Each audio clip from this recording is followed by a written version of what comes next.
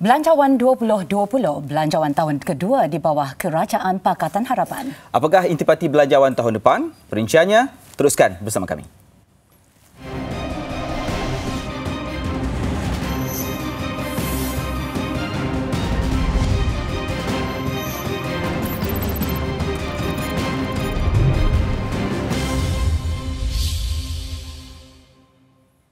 Salam sejahtera, saya Gan Ailing.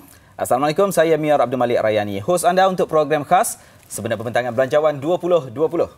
Tahun kedua Malaysia di bawah pemerintahan Pakatan Harapan berdepan pelbagai cabaran bukan sahaja di peringkat domestik, malah perkembangan luaran, terutamanya perang perdagangan antara Amerika Syarikat dan China yang masih belum reda.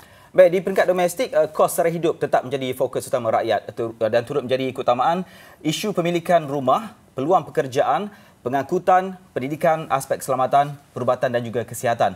Juga usaha kerajaan mengukuh dan menstabilkan kedudukan fiskal negara. Alin. Ya, Malik. Dengan tema kemakmuran bersama menjana pertumbuhan inklusif yang berkualiti ke arah ekonomi berpendapatan tinggi. Bagaimana dan apa yang perlu dilaksanakan kerajaan dalam memastikan belanjawan dibuat secara berhemah. Pada masa sama terus merangsangkan pertumbuhan ekonomi negara dengan fokus kesejahteraan semua lapisan masyarakat terjamin. Dan kita akan mengupas secara lebih lanjut nanti bersama dengan panel jemputan di studio, Profesor Emeritus Datuk Dr. Norma Mansur, Presiden Persatuan Ekonomi Malaysia, dan juga Profesor Madya Dr. Muhammad Yusof Saari, Penganalisis Ekonomi Universiti Putra Malaysia UPM. Terima kasih kepada bahagia Datuk dan juga Prof kerana sudi bersama kami hari ini. Ya, selain itu kita juga akan mendapatkan reaksi kumpulan fokus bagi kupasan pasca belanjawan 2020 bersama Zuleira Abu Bakar, Ketua Pegawai Eksekutif Pusat Inovasi dan Kreatif Global Malaysia Magic, dan Amir Farid Rahim, Pengarah Strategi KRA Group.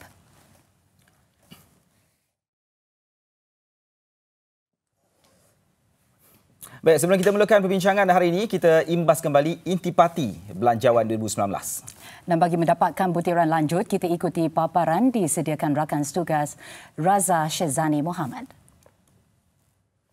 Terima kasih Malik dan Ailing. Belanjawan 2019 bertemakan Malaysia Wibawa, ekonomi dinamik, rakyat sejahtera. Lebih berfokus kepada golongan isi rumah berpendapatan rendah B40 yang merupakan antara penerima manfaat paling besar belanjawan negara. Ia seiring usaha kerajaan meneruskan inisiatif mengurangkan beban kos sara hidup rakyat. Belanjawan 2019 menyaksikan peruntukan sebanyak RM314.5 bilion berbanding RM290.4 bilion pada 2018. Daripada jumlah itu, RM259.8 bilion adalah perbelanjaan mengurus, manakala RM54.7 bilion membabitkan perbelanjaan pembangunan dengan sektor ekonomi menerima agihan tertinggi. Ia jelas menunjukkan perancangan kukuh Kerajaan Pakatan Harapan untuk jangka masa panjang tatkala ekonomi Malaysia terus dihimpit tekanan. Keluaran dalam negara kasar KDNK terus berkembang kepada 4.9% pada 2019 meskipun menepani persaingan global yang tidak menentu. Bagi tempoh 3 tahun, Pentadbiran Pakatan Harapan komited dalam melaksanakan langkah konsolidasi fiskal untuk mengurangkan defisit kepada 3.4% daripada KDNK pada 2019, 3% pada 2020 dan 2.8% pada 2021. Dalam pada itu, belanjawan 2019 menumpukan kepada 3 fokus dengan 12 strategi bagi mengembalikan kedudukan ekonomi Malaysia sebagai harimau Asia. 3 fokus berkenaan adalah melaksanakan reformasi institusi, memastikan kesejahteraan rakyat dan memupuk budaya negara keusahawanan. Sementara memperkukuh pengurusan fiskal dan merealisasi hutang kerajaan serta meningkatkan hasil kerajaan, itu antara 12 strategi yang digariskan. Kementerian Pendidikan adalah penerima peruntukan yang terbesar berjumlah RM60.2 bilion atau 19.1% daripada peruntukan belanjawan 2019. Antara inisiatif yang signifikan adalah dana RM2.9 bilion bagi menyediakan bantuan pendidikan kepada golongan miskin yang memfokuskan 3 bantuan utama iaitu makanan, buku teks dan tunai. Ia jelas menunjukkan komitmen tinggi kerajaan dalam menyediakan kemudahan pendidikan yang berkualiti lagi menyeluruh untuk rakyat. Belanjawan 2019 memangnya banyak memberi fokus kepada golongan B40, khususnya individu dalam kategori miskin bandar. Kerajaan mengumumkan pemberian subsidi minyak secara bersasar kepada pihak memiliki sebuah kereta sahaja yang berkapasiti enjin 1,500cc dan ke bawah, atau motosikal berkapasiti enjin 125cc dan ke bawah. Melalui mekanisme ini, kerajaan akan memberi subsidi petrol RON 95 sebanyak 30 sen seliter terhad kepada 100 liter sebulan bagi kereta atau 40 liter bagi motosikal. RM2 bilion diperuntukkan dan dijangka dapat memanfaatkan seramai 4 juta pemilik kereta dan 2.6 juta pemilik motosikal. Dalam pada itu, bayaran khas sebanyak RM500 kepada semua pejabat awam grade 54 dan ke bawah selain RM250 kepada pesara kerajaan. Pemberian bantuan sebanyak RM500 secara one-off kepada pesara yang layak. Jumlah bayaran khas berkenaan adalah sebanyak RM1 bilion. Selain itu, kerajaan mencadangkan kenaikan gaji minimum kepada RM1,100 di seluruh negara mulai 1 Januari 2019. Apa yang dipaparkan sebentar tadi antara belanjawan negara yang dibentangkan pada 2 November lalu. Persoalannya, setakat mana progres yang telah dicapai sehingga kini? Menurut Ketua Penyelidik MIDF Research, Muhammad Reza Abdul Rahman, ini antara pencapaian yang signifikan. Kerajaan telah pun restruktur kembali projek-projek besar, terutamanya LRT3 dengan MRT2, projek ECRL pula, yang mana jumlah projek dah dikurangkan daripada RM65.5 bilion kepada RM44 bilion. Pemberian bantuan sara hidup B40 yang telah melibatkan 3 jenis kali pembayaran, pelindungan MySalam iaitu insurans yang memberi perlindungan terhadap 36 jenis penyakit kritikal untuk nilai RM8,000, termasuk juga RM50 allowance hospital selama 40 hari untuk setahun. Skim peduli kesihatan yang mana ini adalah untuk rakyat menjalankan ujian saringan kesihatan. Tahun ini juga telah melihatkan pelaksanaan penuh skim insurans pekerjaan atau SIP yang memberi manfaat kepada pekerja yang pekerjaan. Kemakmuran bersama. Itu menjadi fokus kerajaan seterusnya dengan tumpuan pembangunan negara secara mapan seiring dengan pengagihan ekonomi yang adil dan inklusif. Sudah semestinya, pelbagai harapan diletakkan kepada Kerajaan Pakatan Harapan menjelang Belanjawan 2020. Kembali semula bersama Malik dan Ailing. Itu tadi imbasan Belanjawan 2019 membabitkan jumlah peruntukan RM314.5 bilion dan bersandarkan kepada situasi semasa dengan cabaran luaran yang tidak menentu. Apakah jangkaan panel jemputan kita dalam Belanjawan 2020? Baik, sekali lagi kita bersama di studio ketika ini ialah Profesor Emeritus Datuk Dr. Norma Mansor, Presiden Persatuan Ekonomi Malaysia, dan juga Profesor Madya Dr. Muhammad Yusof Saari, penganalisis ekonomi Universiti Putra Malaysia UPM. Selamat datang keduanya sekali lagi Datuk dan juga Prof. Ya Malik, kita tujukan soalan pertama kepada Datuk. Tahun 2020, tahun depan merupakan tahun terakhir bagi rancangan Malaysia ke-11, juga tahun asas negara ke arah rancangan Malaysia ke-12 berteraskan kepada kemakmuran bersama. Jadi apakah fokus yang perlu diberi kerajaan dalam Belanjawan 2020? Dalam rancangan Malaysia ke-12 di mana 2020 merupakan asas, ya, tahun 2020 merupakan tahun asas untuk Malaysia berada di dalam rancangan Malaysia ke-12 pula. Fokusnya seharusnya ialah kepada meningkatkan produktiviti, ya, meningkatkan produktiviti, iaitu bagaimana inovasi dan kreativiti dapat meningkatkan ataupun tambah nilai dari segi pembuatan dan juga perkhidmatan industri di dalam negara. Itu yang pertama. Yang kedua, apabila itu adalah untuk memastikan bahawa pertumbuhan ekonomi akan meningkat, ya.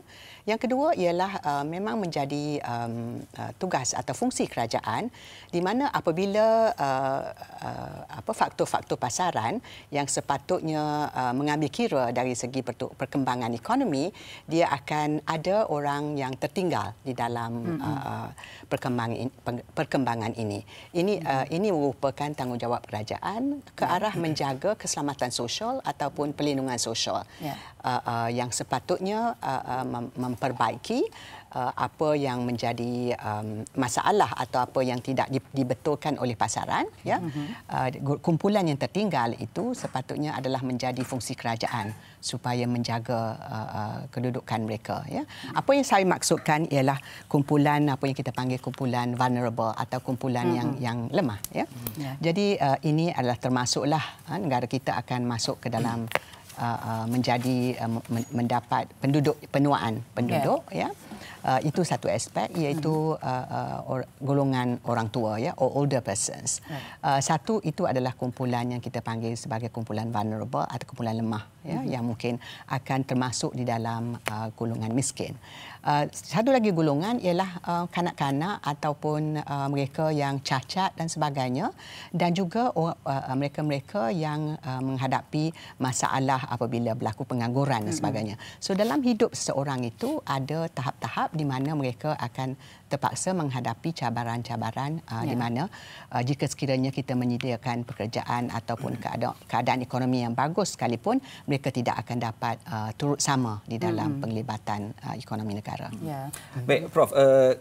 Kita nak membincangkan selepas ini tentang kos sara hidup antara yang paling diberi tumpuan. Tapi sedikit sebelum kita menyentuh kos sara hidup, kalau tahun lalu bajet belanjawan 2019 secara terus dikaitkan dengan hutang negara yang berjumlah 1.1 trilion dan sebagainya, itu mempengaruhi perancangan kerajaan. Tapi sejauh mana Prof melihat tahun ini, adakah itu sentimen yang masih lagi disentuh secara lanjut juga dalam pada pandangan saya begini, saya selalu hutang ni kadang dipolitikkan kadang. Bagi saya, kita kena faham bahawa hutang tu bukan satu dosa selagi mana kita boleh bayar. Maksudnya kat sini adalah kita kena memastikan bila kita hutang, kita gunakan hutang tersebut kepada pelaburan yang produktif supaya dalam jangka masa panjang kita akan mendapat kebaikan daripada pelaburan tersebut. Jadi kita tahu bahawa dalam konteks sekarang, kalau kerajaan tak berhutang, maksudnya kerajaan kata kurangkan perbelanjaan dan bersama-sama kurangkan cukai contohnya. Ini bermakna bahawa pengurangan cukai yang akan datang hari ini 10 tahun nanti akan bermaksud bahawa berlaku peningkatan cukai.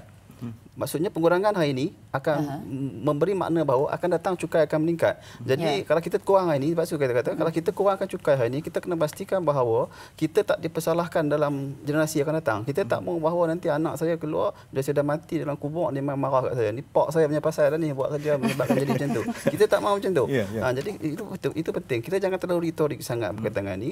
Bagi saya dalam mana-mana dunia pun negara hutang. Jepun hutang lagi tinggi daripada Malaysia. Singapura hutang lagi tinggi daripada Malaysia. Jadi terutama dalam konteks ekonomi sekarang ni, keadaan ekonomi yang pertumbuhan kita yang sederhana, kita perlu ada satu pakej rangsangan pengembangan yang bentuk yang mana kerajaan kena berbelanja. Kerajaan tak boleh kedekut. Bila kedekut, maksudnya kat sini ataupun kurangkan perbelanjaan, maksudnya cycle tu tak ada ataupun tapi Prof, persoalannya adakah kerajaan berkemampuan untuk berbelanja? Saya kira tidak jadi masalah kerana bagi saya kalau kita kutipan cukai yang sedia ada tak cukup, kita boleh tampung melalui perbelanjaan dengan cara kita berhutang. Seperti saya bagi tahu tadi, hutang tu kita bukan satu dosa dan semua orang rakyat berhutang selagi mana kita mampu bayar, selagi mana ekspor kita meningkat. Jadi itu adalah pilihan yang ada. Tapi okey, kalau dia ada pilihan lain, kalau kata kerajaan tak mahu hutang, tak apa, tak mahu hutang. Tetapi syarat dia adalah kat sinilah persoalannya siapa yang nak belanja ataupun siapa yang nak funding kita punya pelaburan, pembangunan kita. Kalau kata kita nak private ataupun orang swasta, orang luar, maka kita kena buka lah ekonomi kita. Kita tak boleh tutup. Maka kita kena buka. Maksudnya kata ini kita kena liberalize sektor semua ekonomi kita. Galakkan pelabur datang. Jadi dalam masa seolah kita kena konsisten kat sini. Kita tak boleh kata kita nak kurangkan kerajaan berbelanja, dalam masa sama kita tutup ekonomi kita. Tak boleh. Dia kena kalau nak kurangkan boleh, tapi biar orang luar yang bayar kos pembangunan negara kita. Tapi kita dah buka lah. Okey, Datuk, nanti kita akan kupas pula isu kos sara hidup yang dikatakan semakin meningkat. Ya, dan saban hari sebenarnya kita mendengar keluhan rakyat berdepan dengan kos sara hidup yang tinggi ni. Malah kekangan yang dihadapi rakyat ni seakan tak ada notah, Haling, ya. Ya, Malik. Apa yang diharapkan rakyat dalam belanjawan 2020? Saksikan. Minta barang-barang bagi turun lagi lah, bagi turun sikit lah. Kos-kos barang-barang barang-barang mentah lah, tepung, minyak. Lepas tu tepung pun sekarang susah nak dapat.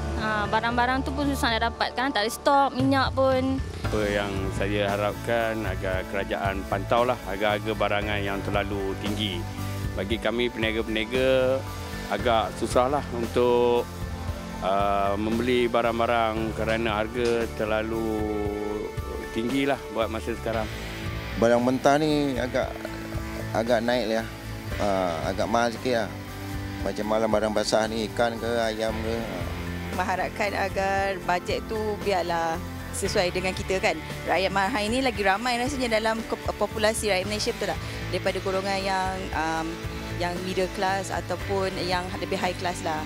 So mengharapkan agarnya menjagalah kita yang golongan bawahan, especially middle dengan low class punya.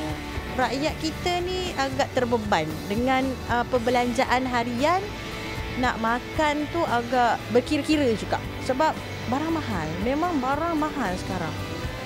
Rakyat kita ni gaji tak ada yang orang kata, ada yang gaji 5 angka ke atas. Yang itu golongan yang mampu untuk orang kata, mampu dari segi banyak segi lah.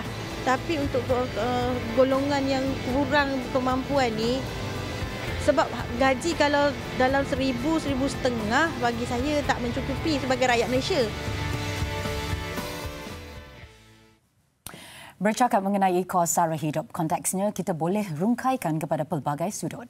Dan melihat kepada cabaran ekonomi Malaysia sekarang ini, Datuk dan juga Prof, memang ramai yang menyebutkan kos sara hidup, harga barang, dan kerajaan sekarang ini dalam manifesto yang sebelum ini menjanjikan untuk menurunkan harga barang. Tapi realitinya, Datuk, adakah sebenarnya mana-mana kerajaan mampu sebenarnya untuk menurunkan harga barangan itu secara keseluruhannya? Ya. Realitinya, Datuk? Realitinya susah kita kerajaan mana pun untuk mengawal harga barang, ya.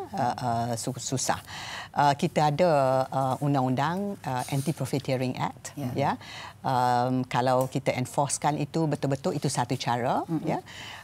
Tetapi itu ada hadnya juga, ya. Itu adalah salah satu daripada cara kalau kita nak lihat. Tapi sebenarnya kos sara hidup ini ada kaitannya juga dengan perkara lain, ya. Satu, barang input kepada barang-barang itu satu source atau sumber kepada harga barang yang akhir itu menjadi mahal. Dan yang kedua, kita juga perlu melihat kaitannya dengan gaji, ya, iaitu gaji semasa atau nominal wages, ya. So di negara kita ini masalahnya nominal wage, terutama di kalangan orang yang berpendapatan 2,000 atau 3,000 ke bawah, ya. Itu adalah isunya nominal wage kita ni yang stagnan, yang tidak meningkat, ya. Yang rendah. Jadi bila harga barang itu naik, walaupun kenaikan harga barang itu mungkin tidak setinggi seperti yang disebut, ya, tetapi apabila gaji tidak naik setimpal dengan kenaikan harga barang, sebab kalau kita tengok pada CPI pun rendah, dan juga ada yang juga menafikan kata negatif itu macam mana, ya. So itu masalahnya, ataupun itu adalah salah satu daripada isunya, di mana kenaikan gaji itu tidak setimpal.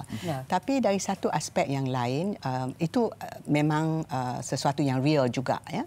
Dari satu aspek yang lain juga, ada juga inflated lifestyle, ya, di mana rakyat Malaysia juga ada terikut-ikut ataupun ada masalah ini, ya, di mana belanja terlebih, ya, belanja lebih tidak ikut dengan apa yang sepatutnya. Yang soalan seterusnya kena tuju kepada Prof juga.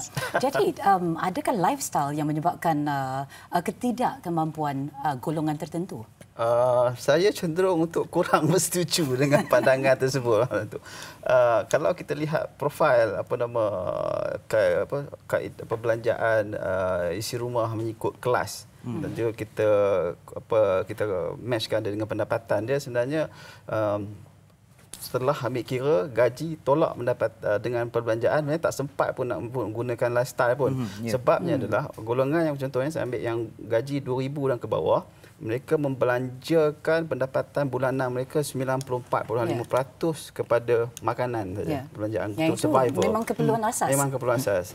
Jadi jadinya kalau kita tolak perbelanjaan yang sedia ada, mereka ni hanya tinggal RM76 je sebulan. Jadi RM76 tu kalau untuk selalu berisiko untuk bagi sebuah isi rumah lah kan. Jadi lifestyle bagi saya tidak sangat, mungkin ada sebahagian tapi bukannya sebagai satu faktor dominan dalam konteks ni. Kerana saya nampak pemerhatian saya kepada kes pergerakan ekonomi kita sekarang ni, kos hidup ni dia bukan saja kena kepada bawah-bawah, dia almost semua kena. Cuma beza dia kena sikit, kena banyak saja. Jadi saya setuju dengan Pak Datuk tadi, sebenarnya ada dua faktor sini, iaitu gaji. Gaji yang stagnan ini disebabkan oleh bukannya kerana majikan bagi gaji sikit, walaupun ada juga faktor itu, tapi kedudukan ekonomi semasa kita yang agak perlahan. Kalau dulu kita bertumbuh 5-6 tahun sudah dengan kadar 6%, 5%, itu okey untuk memberi peningkatan gaji, tapi sekarang berada pada bawah 5%. Jadi sangat-sangat susah, dan ekspor pula shrinking. Jadi ini akan pasti memberi implikasi pada kenaikan gaji itu sendiri. Tapi dalam masa yang sama pula, kita pula dalam keadaan ekonomi sedemikian rupa, kita pula menggunakan dasar-dasar dalaman yang cenderung untuk menyokong kenaikan harga. Contohnya GST.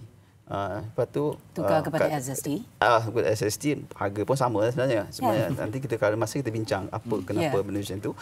Macam Datuk beritahu tadi, cost import juga, harga ringgit yang depreciate, ini cost import menyebabkannya mahal. Prof, saya berminat dengan kenyataan tadi, golongan B40, B40 yang tinggal RM76 saja setiap bulan. Apa yang boleh dibelanjakan, yang itu tidak bukan saja golongan B40, ada juga M40, especially the urban poor, yang menghadapi masalah sama. Kita akan mengupas isu ini nanti. Kita simpan seketika, kita nak berehat dulu sebentar, selepas ini kita sambung dengan soalan yang itu tadi.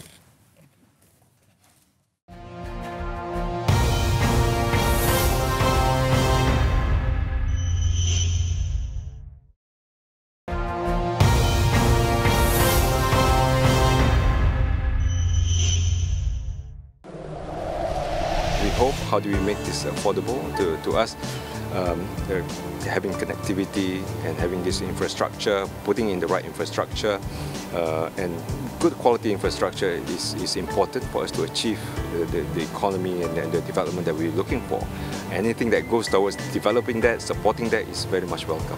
And we hope that the 2027 budgets should double to 500 million at least for real readiness assessments. And these incentives for the SMEs should be able to provide to SMEs in easy manners.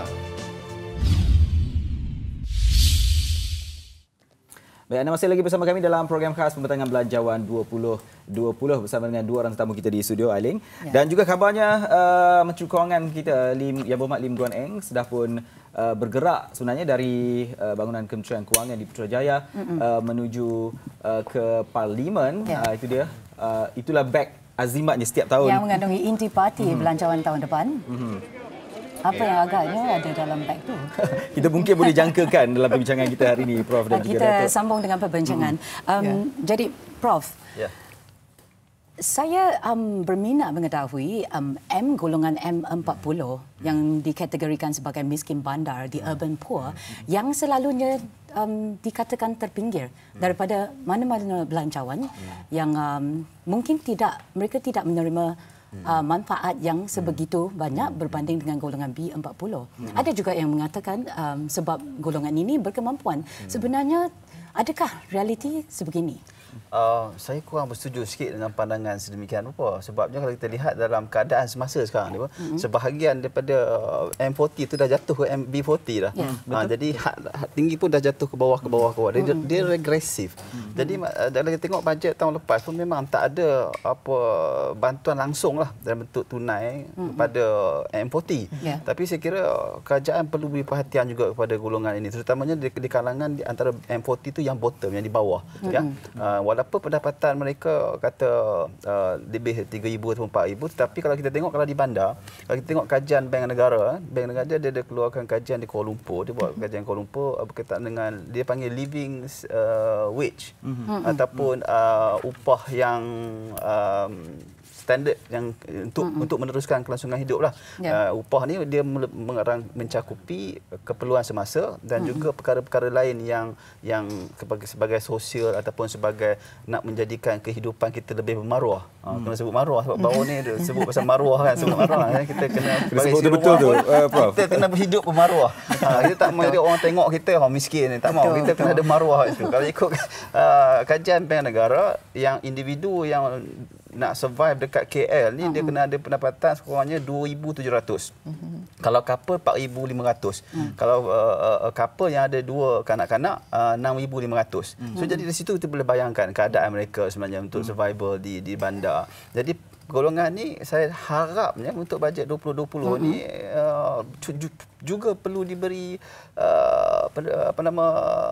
perhatian. Yes, kalau tidak mereka akan jadi macam kita tengok tadi, dia akan jatuh ke B40. Itu kita bimbang keadaan itu. Tapi Prof, memang betul ramai yang saya kenal ni hidup dalam keadaan negatif, kredit negatif.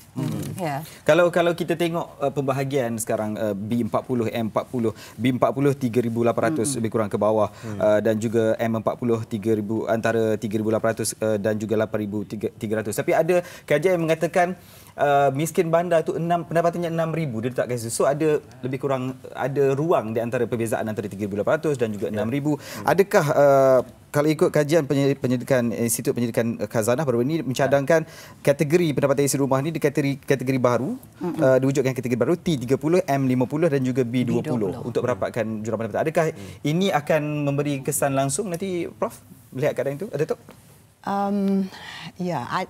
Pembahagian begitu ada sebabnya, ada tujuannya, ya. Tapi kita kena bezakan apakah jenis bantuan. Adakah ianya dalam bentuk wang ringgit? Ya. Kalau dalam bentuk wang ringgit, BSH itu cara dia panggil sebagai income supplement, ya, tambahan pendapatan ataupun income smoothing, ya. Tapi adakah itu caranya yang kita nak tuju? Ya, itu yang saya sebut tadi, bahawa kita perlu melihat kepada gaji itu sendiri. Ya. Sebab secara tidak langsung, satu apabila seperti yang Prof Yusof sebut tadi, ya, salah satu daripada sebab atau komponen yang besar dalam perbelanjaan ialah makanan, ya, transport dan perumahan, ya, tiga perkara ini. Jadi kalau kita lihat kepada cara macam mana kerajaan boleh melihat kepada pemakanan, umpamanya dari segi adakah barang kita beli itu semuanya kena import. Ya. Jadi kalau kita ada tujuan untuk melihat semula bagaimanakah cara Malaysia boleh mengeluarkan makanan sendiri, ya, supaya kita kurangkan barang import. Kita ni imported juga, ya, kita punya inflation juga adalah imported. Yang kedua dari segi transport. Jadi membanyakkan, memurahkan public transport adalah salah satu daripada cara. Ataupun jenis pekerjaan yang mungkin tak perlu pergi ke pejabat, boleh digalakkan bahawa di luar pejabat pun dianggap sebagai satu kerja yang formal. Remotely. Itu part of gig economic. Gig economic. Tapi kita akan sentuh mengenai gig economic selepas ini. Datuk dah bagi. Dah ada. Bagi hin dulu. Dan yang tiga dari segi perumahan. Jika sekiranya ada cara, sama ada kita revive balik bangunan-bangunan yang telah terbengkalai untuk dianu semula supaya mereka ini boleh, sama ada tidak semestinya membeli tetapi menyewa dengan harga yang murah, itu dapat mengurangkan juga, ya, atau dapat mengimbangi pendapatan tadi. Ya, kita akan mengupas mengenai isu pemilikan rumah selepas ini. Prof, kita nak sentuh pasal ekonomi gig ni. Semakin ramai golongan muda terutamanya yang memilih untuk menjadi delivery guy untuk Grab driver ataupun penghantar makanan termasuk Food Panda, Grab. Adakah ia dilihat sebagai kemakmuran bersama? Ataupun memang mereka tiada pilihan lain tetapi memang kena kerja, itulah kerjanya yang sanggup mereka ataupun mampu mereka dapat? Kita kena faham betul-betul konsep gig economic ni. Gig economic ni kita sebenarnya, kita cara bahasa mudahnya, kita mengutilisasi ataupun maximise digital ekonomi.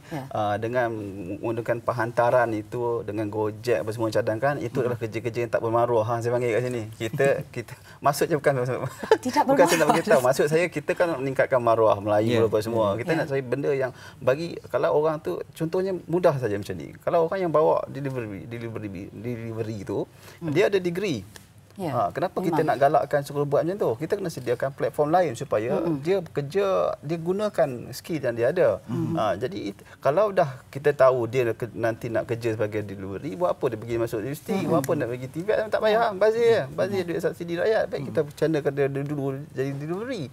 Itu yang saya nak sampaikan kat sini. Sebab tu kita kena menangkatkan martabat maruah mereka ni. Salah satu contohnya yang gig ekonomi yang kita akan yang peluang terbuka luas, contohnya adalah gig ekonomi membuka ruang untuk orang tak perlu ke pejabat. Boleh buat kerja di rumah. Kerja mungkin 1 jam atau 2 jam saja boleh buat. Dan selain itu, golongan graduan contohnya. Kalau di luar bandar kan, kita kenapa kita tidak buka ruang kepada mereka, kerajaan negeri ataupun local authority, memberi ruang pada mereka untuk jadi usahawan dalam konteks mungkin menggunakan teknologi untuk mereka contribute dalam sebagai dalam sektor pengangkutan, menyediakan pengangkutan dengan bentuk van kecil sebagai bas ke contohnya, untuk meningkatkan konektiviti dan sama-sama untuk mengurangkan kos pengangkutan rakyat. Jadi kita kena lihat perkara-perkara yang macam tu. Penyelesaiannya adalah terbuka luas kat sana. Cuma kalau kita faham, orang muda ni dia tak nampak, kadang-kadang dia tak nampak peluang yang ada apa semua. Jadi kadang-kadang kerajaan kena perlu juga bagi input ataupun menyediakan ruang kepada mereka supaya dia ke arah sana. Bukannya bagi ruang dengan contohnya kita nak buat Gojek apa semua kan. Itu bukannya ruang macam tu sebenarnya. Tidak. Saya tidak setuju itu. Kerajaan juga ada mengeluarkan kenyataan seperti mana yang dilaporkan pada Februari, kira-kira 240,000 peluang pekerjaan baru diwujudkan. Adakah angka ini sebenarnya termasuk dalam peluang-peluang pekerjaan penghantaran ini, Prof, sebenarnya? Kemungkinan ada kat situ. Sebenarnya kita kena faham bahawa keadaan ekonomi kita semasa ni, ekonomi tidak mencipta peluang kerjaan sebenar, bukan tidak mencipta ruang pekerjaan real job sebenarnya. Jadi maksudnya kat sini adalah kita kena kita kena tengok balik polisi sektoral kita, pertumbuhan kita bagaimana supaya kita dapat mencipta kurang-kurangnya peluang pekerjaan yang lebih baik kepada orang yang terutamanya golongan muda yang menganggur yang ramai kan. Tapi mesti saya beritahu tadi, peluang ruang terbuka sangat luas. Contoh lagi saya bagi adalah kita tahu bahawa ramai anak-anak muda itu yang kreatif, multimedia apa semua. Kenapa kalau kita tidak ada kerajaan menyediakan platform mereka untuk mereka buat program, buat drama atau buat filem sendiri untuk mereka macam freelance, dan mereka ada pelakon sendiri dan mereka boleh membangun. Saya tidak menjadi masalah bidang kreatif. Bidang kreatif. Baik, kita sambung lagi selepas ini. Nanti kita nak berehat seketika. Banyak lagi topik perbincangan kita akan sentuh selepas ini, dan juga sebelum itu nanti kita insya-Allah akan menjenguk seketika rakan tugas kita di Parlimen nanti. Kita nak berehat seketika. I'm excited about this conference. I think it provides an opportunity for the ecosystem to learn and expand, not only expand their skills, but expand their markets and also expand their influence. Apps is a central way that we deliver services and information in the digital economy. And so definitely we need to have a thriving app developer community. To me, it serves as almost like a nucleus, if you will. Huawei's efforts with this conference and the inclusion of Malaysian developers into its Shining Star program is a great start. It helps create a more robust app development ecosystem while incentivizing more developers to think about solutions that address business needs and also consumer needs. And so events like this we are very excited about because it's an opportunity to bring the community together. And when communities get together, good things happen.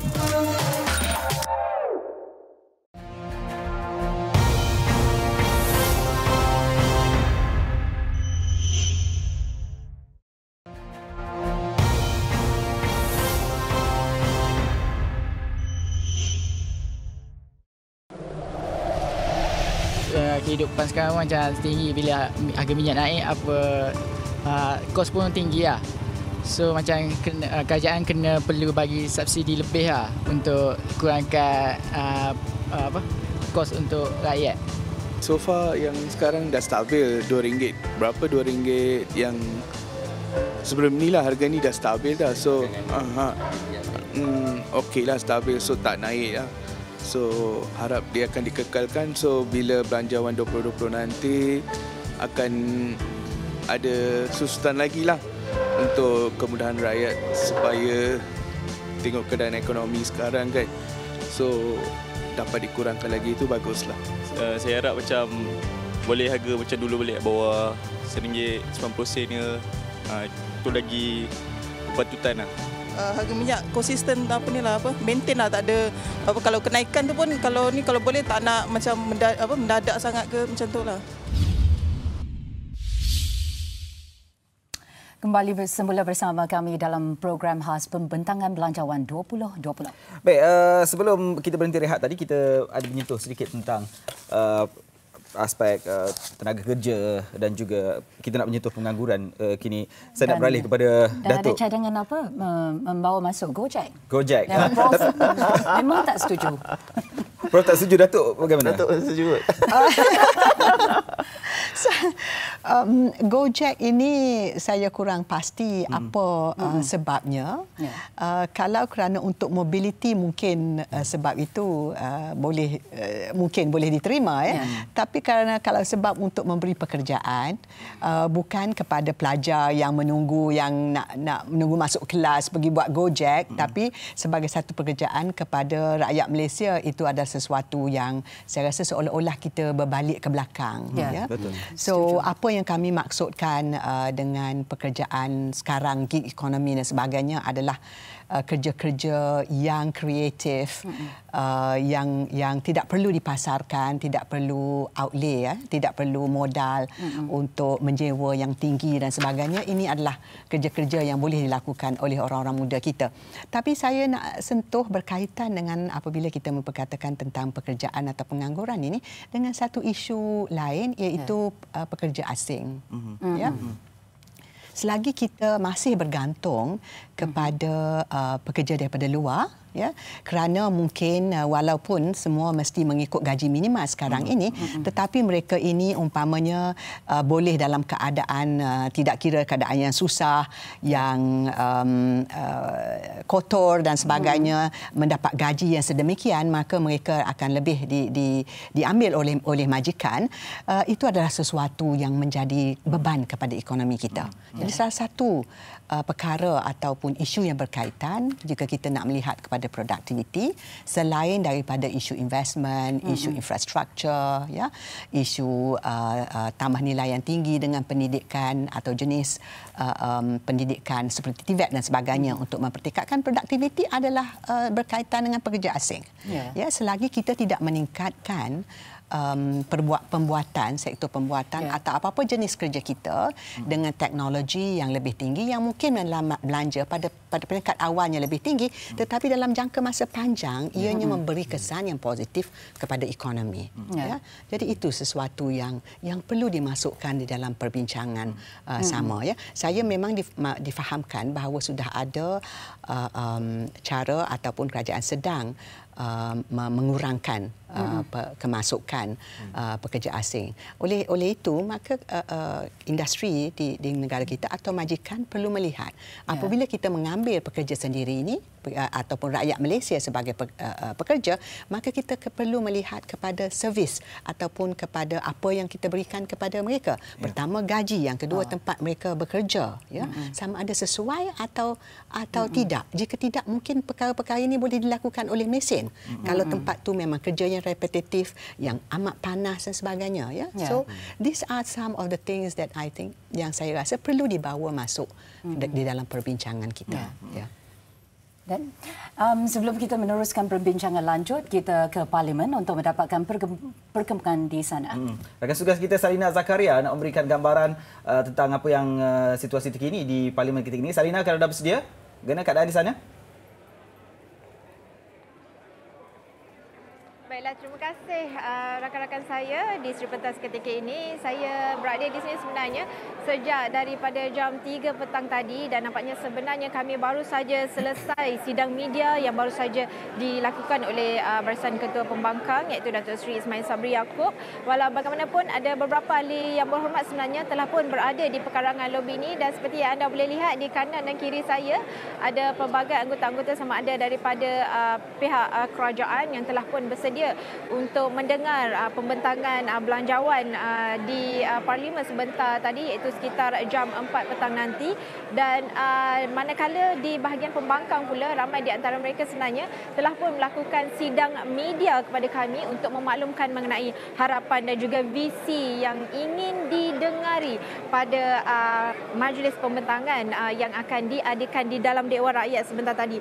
Namun antara matlamat utama sebenarnya yang ingin didengar oleh ramai rakyat Malaysia di luar sana yang mahu mendengarkan akan keluhan dan apakah yang mahu diketengahkan pada belanjawan 2020 ini termasuklah hasrat untuk pelaksanaan inisiatif sosioekonomi yang akan memberi kesan langsung terhadap transformasi digital yang berterusan di bawah revolusi industri keempat ataupun IR 4.0 dan kalau bercakap mengenai ini juga bahawa ada banyak lagi inisiatif-inisiatif lain sebenarnya yang mahu didengar oleh orang ramai mengenai kos sara hidup seumpamanya bagaimanakah kos sara hidup ini dapat membantu golongan daripada B40, M40 dan juga T20 untuk merapatkan jurang yang kita lihat ketika ini agak ketara daripada segi pendapatan rakyat dan kita boleh lihat bahawa kebanyakan ahli ekonomi juga mahukan harapan bahawa belanjawan kali ini juga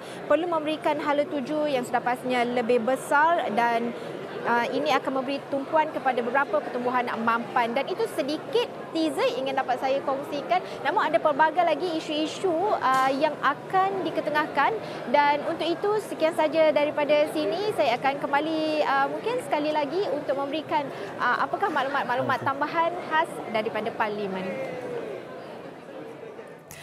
Terima kasih rakan tugas Lina Zakaria dari Parlimen. Kurang 20 minit lagi sebelum pembentangan belanjawan negara oleh Menteri Kewangan kita Lim Guang Eng yang jadualkan pada jam 4 petang nanti. Kita masih lagi bersama dengan dua tamu kita di studio nak bincangkan banyak perkara hari ini. Aileen teruskan soalan berikutnya. Kita teruskan mengenai isu pekerjaan. Janji kerajaan mewujudkan 3 juta pekerjaan. Mampukah ia direalisasikan? 3 juta tu bagi saya kalau kita tengok kemampuan ekonomi dengan mengambil kira mungkin ada pakej-pakej rangsangan ataupun pertumbuhan sumber baharu yang jumpa bagi saya 3 juta tu boleh dicapai, boleh diterima akal untuk dicapai dalam tempoh masa silap saya 5 tahun pemerintahan mereka untuk create 7 juta reliable dan feasible. Cuma persoalan dekat sini adalah kita kena tak boleh melihat keseluruhan 3 juta tu. Kita kena tengok secara spesifiknya, kerajaan kena tengok adakah 7 juta, dari 3 juta tu berapa percentage ataupun peratusan real jobs yang dicipta oleh ekonomi. Itu yang lebih penting sebenarnya. Sebab kita tak mahu at the end nanti akan ada yang jadi rider sebenarnya jadi delivery. Kita tak mahu macam tu. Kita nak supaya kalau boleh 3 juta ni katakan 2 juta lebih ataupun 8 lebih 80% kita ekonomi itu mencipta real job. Maksudnya apa yang dikeluarkan ataupun apa yang diminta oleh industri ikut profesionnya, skillnya, itulah yang kita ada yang kita keluarkan. Pekerjaan kita mahu macam tu. Bernilai tinggi. Bernilai tinggi. Kita tak mahu sekadar 3 juta, mungkin 1 juta pekerja asing. Kita tak mahu low skill sebab sekarang ni ekonomi kita sekarang ni kita mencipta peluang pekerjaan low skill dengan semi skill. Pendapatan pekerja yang high skill yang value added tinggi kurang. Yang dicipta oleh ekonomi. Padahal dalam masa yang sama kita keep producing high income workers. Itu yang jadi mismatch tu. On average 11% kita produce setahun agak besar berbanding dengan demand industri tak sampai 11 tahun. Itu yang kita tak mahu. Jadi kita Pakatan Harapan dan kerajaan kena tengok benda ni. Kita tak mahu jadi nanti dia akan menjadi sel kanser, lama-lama dia mengebak boleh meletup. Kita tak mahu macam tu. Dia kena tengok. Sikit Prof. Okey. Kalau ikut faktanya suku kedua tahun ini kadar pengangguran negara 3.3%. Baru-baru ini 2 hari lepas Menteri Belia dan Sukan membuat satu kenyataan, membuat satu permintaan besar supaya kerajaan menyalurkan peruntukan 6 bilion ringgit dalam belanjawan kali ini untuk mewujudkan 350,000 peluang pekerjaan untuk golongan muda dalam tempoh 5 tahun ni. Hari ini pagi tadi update di Instagram beliau seolah-olah memberi gambaran yang positif kepada permintaan ini, tapi bagaimana 6 bilion untuk tempoh 5 tahun, 350,000 peluang pekerjaan realistik atau manfaatnya 350,000 tu untuk rakyat tempatan atau nanti direbut sama oleh pekerja asing juga? Saya agak macam berada dalam dunia yang macam confused benda ni, kerana 6 bilion untuk mencipta 350,000 peluang pekerjaan tu agak besar.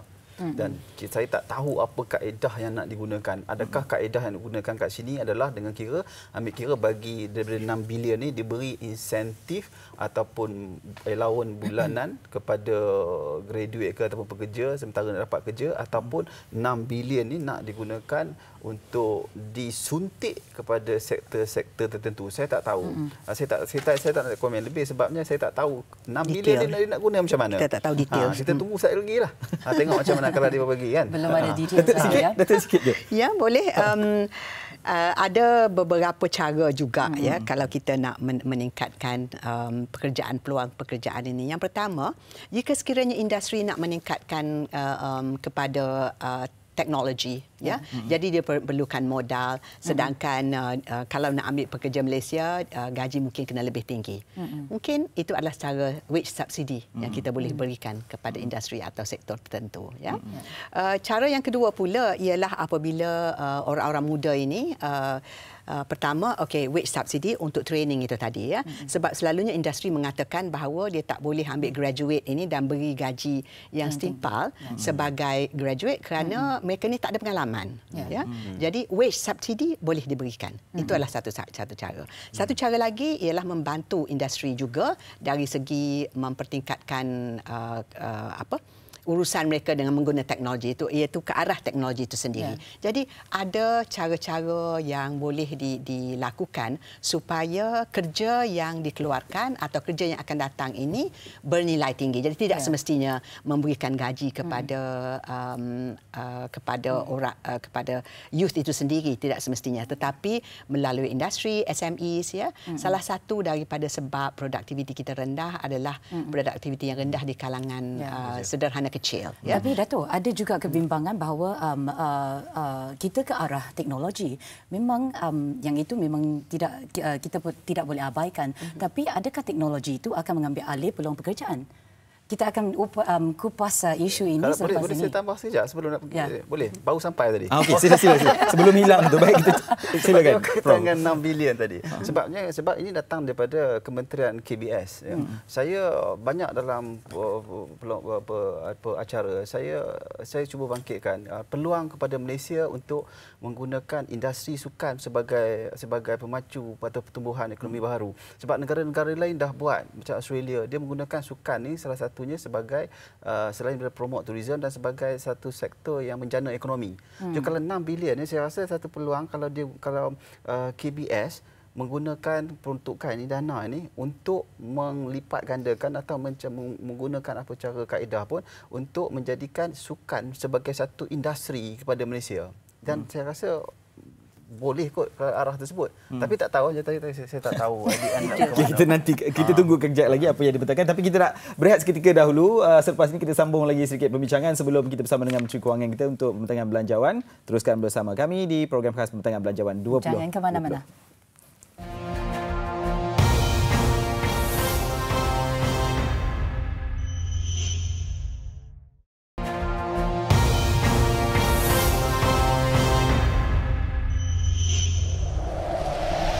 Okey, untuk graduan sekarang memang ada pekerjaan, tapi kebanyakannya bukan pekerjaan yang ikut macam industri yang dia belajar. Contohnya peluang pekerjaan sekarang adalah seperti Grab ataupun GrabFood, Foodpanda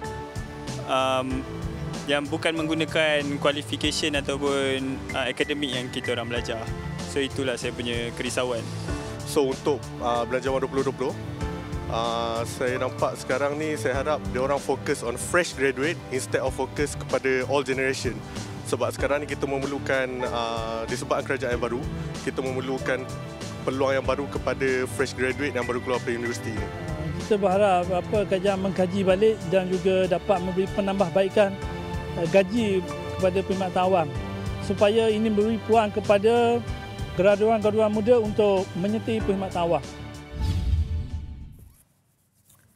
Baik, anda masih lagi bersiaran bersama program khas Pembentangan Belanjawan 2020 bersama dengan dua panel kita di studio, dan kabarnya di Parlimen ketika ini Yang Berhormat Perdana Menteri dan juga Yang Berhormat Menteri Kewangan sudah pun berada di sekitar Dewan Rakyat yang kabarnya akan sebentar lagi masuk ke dalam Dewan Rakyat ini. Kita masih lagi menantikan isyarat untuk bila-bila masa saja lagi untuk Yang Berhormat Menteri Kewangan memulakan pembentangan kita, tapi kita nak teruskan diskusi kita. Jadi saya ingin juga sentuh mengenai isu rumah mampu milik. Data menunjukkan jumlah unit tidak terjual di negara kian meningkat. Harga rumah pula kekal di luar kemampuan. Memang mampu dilihat tapi tidak mampu dimiliki. Jadi Dato', apakah jalan penyelesaian mengenai isu pemilikan rumah ni? Rumah yang tidak terjual ini adalah rumah yang harga mahal. Harga mahal, dan kerajaan juga cuba untuk memperkenalkan harga rumah mampu milik, tetapi rumah mampu milik itu pun tidak mampu dibeli. Betul. Betul. So itu masalah kita. Penawaran tidak mencerminkan apakah jenis demand ataupun permintaan yang sebenar. Salah satu cara ialah kerajaan ataupun perumahan, syarikat perumahan menurunkan harga. Sanggupkah mereka buat begitu? Itulah. So kalau profit, apakah profit margin yang sebenarnya itu pun kita tidak pasti. Kita tidak pasti. So itu adalah salah satu daripada cara. Untuk rakyat keseluruhannya, kalau kita nak lihat kepada isu perumahan ini, kita kena lihat semula apakah kemampuan rakyat. Ramai ataupun banyak juga rancangan perumahan yang terbengkalai umpamanya, sebab cara kita membuat atau perumahan di sini ialah customer membeli rumah atau pelanggan membeli rumah di atas plan. Mereka bukan rumah itu dah siap baru dijual kepada pembeli. Jadi dengan pembeli telah pun menanggung faedah semasa rumah sedang dibina. Jadi itu adalah salah satu daripada, ataupun itu caranya di Malaysia, cara perumahan yang buat. Jadi kita sepatutnya memberhentikan cara itu, di mana sepatutnya pemaju perlu membina rumah, lepas itu dijual selepas dibina. Yes, tapi build and sell. Sejauh mana kemampuan pemaju untuk berbuat demikian?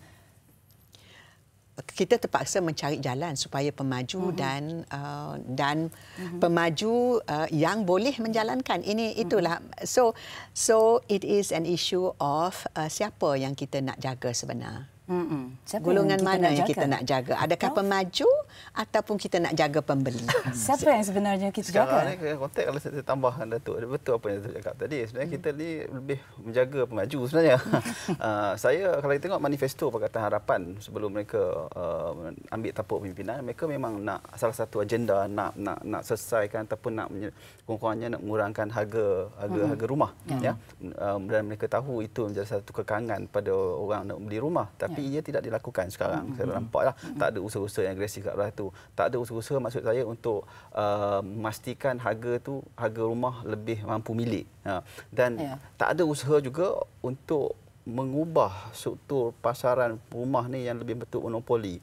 Dan setengahnya rumah ni, percaya atau tidak, secara tak langsung dikawal oleh mafia-mafia tertentu. Ia menyebabkan hari ini buka, esok dah habis terjual. Habis orang lain main tengok.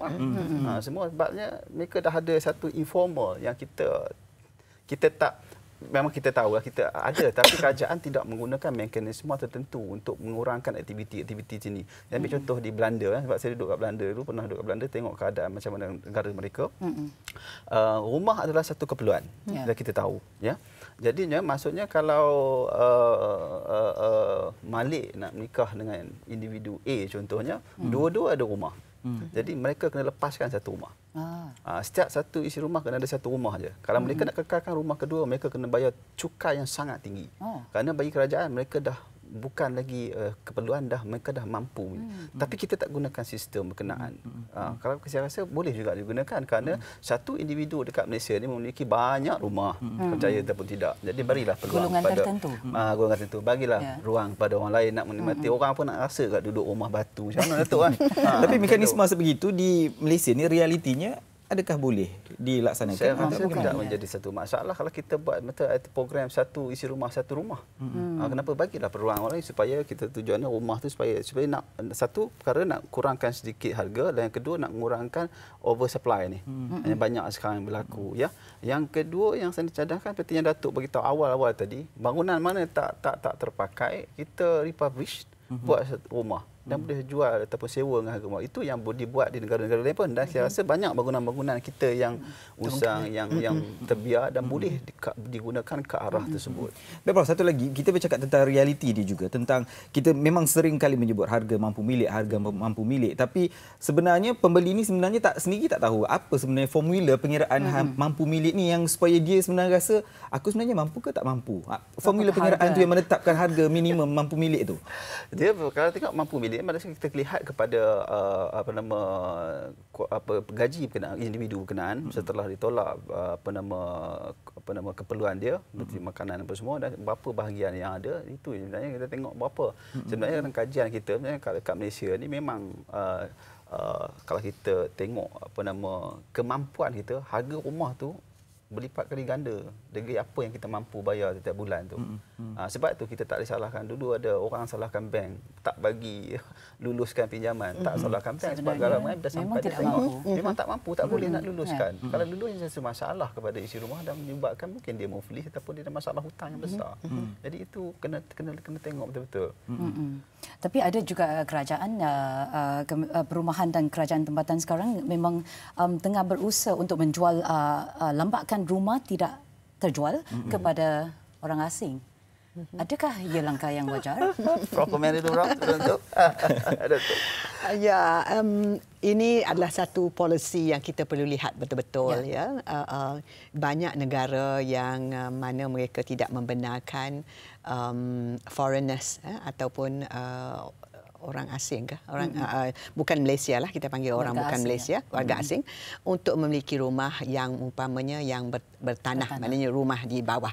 Kalau kondominium atau flats, mungkin tidak flats lah, mungkin kondominium mungkin boleh dibeli strata ya dengan strata title boleh dibeli, tetapi kalau yang ada tanah itu tidak boleh dijual kepada warga asing. Jadi ini adalah satu perkara yang kita perlu lihat sendiri. Tapi kita kena ingat, walaupun kita memberikan, kita hanya katakan, kita hadkan yang boleh dibeli hanya kondo, maka pemaju akan ke arah itu, akan membuat kondo yang mahal supaya dia boleh dijual kepada warga asing. Jadi ini perlu dilihat dengan secara teliti sebenarnya, sebab ramai rakyat Malaysia yang memang merasakan bahawa mereka tidak mampu untuk bukan sahaja membeli, nak menyewa pun mahal. Ya, apakah cara kita nak menyelesaikan ini? So sebagai satu negara, kita sudah ada Housing Policy Board sekarang. Dan mungkin dalam bajet ini juga mungkin ada cadangan ataupun apa yang dikeluarkan oleh bajet ini adalah datang daripada itu council ke, Affordable Housing Council yang perlu melihat kepada perkara-perkara ini. Tapi sebelum ini memang isu pemilikan rumah ni bukan isu yang baru. Sebelum ni memang perkenalkan Prima dan sebagainya. Sejauh mana keberkesanannya? Kalau Prima sebelum ni pun cuba untuk sedikit menyelesaikan masalah pemilikan ni, tapi harga pun tidaklah murah mana pun sebenarnya. Saya rasa dekat luar sana banyak kaedah-kaedah yang kerajaan boleh fikirkan untuk membantu golongan yang untuk memilikan rumah ini kan.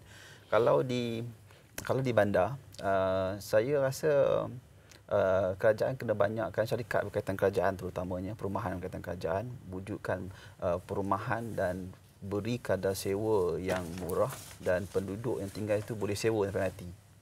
Ada di tengah negara, dia penduduk sewa rumah yang berkaitan macam ni, dia orang kerajaan tak boleh halau dia keluar. Jadi mereka boleh keluar. Jadi maksudnya instead of memilik rumah tu, biar boleh sewa sampai selama-lamanya kalau itu pilihan terbaik untuk mereka. Kena skim-skim macam ni perlu difikirkan, dan juga ada juga melalui koperasi sebenarnya. Kalau kita boleh manfaatkan sepenuhnya fungsi koperasi itu, sebenarnya kalau kita buat cara koperasi, harga rumah, harga yang landed sebenarnya, harga rumah teres saya tak boleh dibuat tak sampai 200,000. Boleh dibuat. Cuma perkara ni ada kesungguhan ataupun tidak. Tadi Prof sebut pasal skim untuk sewaan rumah kalau tak nak memiliki tapi boleh skim sewaan. Adakah ini akan nanti hujungnya mempengaruhi kepesatan sektor pembinaan ataupun perumahan kita nanti, Prof? Saya rasa tidak juga, tapi itu kena lihat sekarang kat sini. Ini satu penyakit bagus juga satu bangkitkan isu ni, sebab tadi saya terlupa nak interrupt Prof tadi. Di Malaysia kita lebih galakkan untuk bina rumah yang menyumbang kepada kepesatan density kawasan bandar dengan high rise kan. Di negara maju mereka tak galakkan benda macam ni. Prof, nampaknya kita dah dapat isyarat bahawa Menteri Kewangan Lim Guan Eng sudah bersedia untuk pembentangan Belanjawan 2020. Baik, kita berikan tumpuan kepada Dewan Rakyat yang berhormat Menteri Kewangan Lim Guan Eng.